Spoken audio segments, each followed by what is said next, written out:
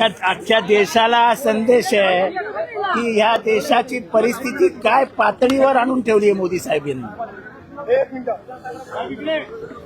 बंगालचं election होईस तर चूप बसले, त्याच्यानंतर सर्व नाटक सुरू झालेलं आहे. स्वतः परदेशी फिरायचं आणि लोकांनी इथे उपाशी राहायचं.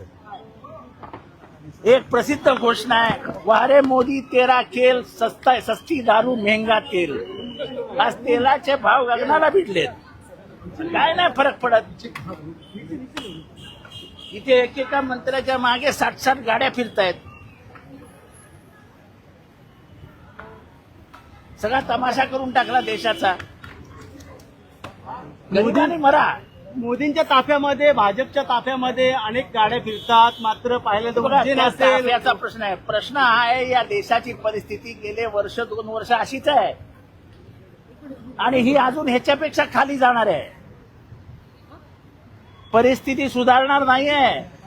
महाराष्ट्र देशामध्ये कधी नव्हे एवढी महागाई होणार आहे.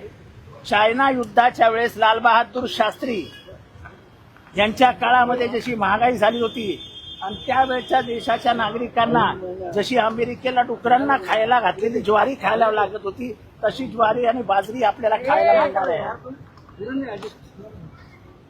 ते दिवस परत येणार आहेत. ट्रम्प आपल्याला मदत करणार नाही. ट्रम्प आपल्याला 30 डुकरांना खायला घातलेली ज्वारी, बाजरी, गहू आपल्याला पाठवणार आहे. पण युद्धामुळे पण करणार आहे. पण युद्धामुळे हा परिणाम झालेला आहे. मात्र पाहिला आपल्याला कळायला नको कोणाची बाजू घ्यायला हवी. इराण आपला मित्र होता ना.